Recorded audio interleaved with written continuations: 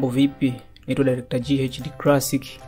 Kama kawaida leo ni siku nyingine tena kwenye mwendelezo wetu wa video editing kama kawaida, topic mbalimbali.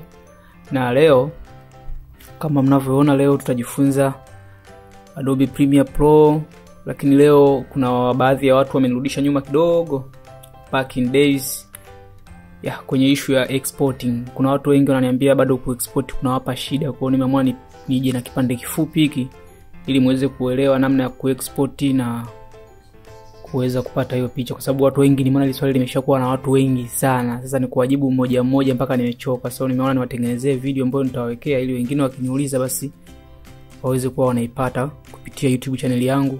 So msisahau kusubscribe, kulike, kucomment.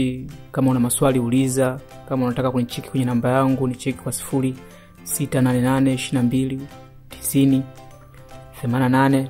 Niko WhatsApp, unaweza kunicheki tukapeana maujuzi. So hapa nitafundisha issue inayohusiana na kuexport tu. Kwa hiyo twende sambamba. Okay. Hapa kwa kuanza, kama unavyoona hapa kwenye video yetu tuko hapa. Kwa hiyo hakikisha ukisha edit, tunachukulia umesha edit video yako kama hivi. Kwa hiyo hapa ndo uwanja wako wa kuedit, huko hapa.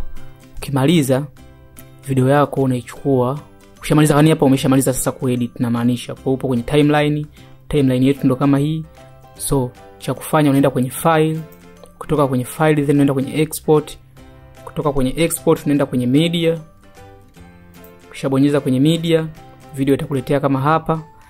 Then utachagua sehemu, utakuja hapa kwenye output name. Output name ukibonyeza itakupeleka kwenye mafaili ambako unataka kusave hiyo kazi yako. Kwa mfano mimi hapa labda naweza kuchukulia tupeleke kwenye desktop. Mimi naweka kwenye desktop. Kwa nikishika kwenye desktop kama hivi, na nitaiandika jina kazi yangu nataka iitweje. Kwa mfano ni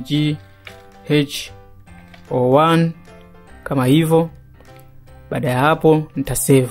Nikisha save hapa kwenye use maximum utaiweka, itakuwa kwenye render quality yako safi. Use preview ipo iwe safi kama hapa. Kwa kama hivi, baada ya hapo una export. Asanteni sana, na mimi mtakuwa mmepata kitu, mmejifunza na video yako ita export vizuri kabisa. Kama una swali unaweza kuniuliza, na usiache kuniuliza. Kama kawaida subscribe, like, comment.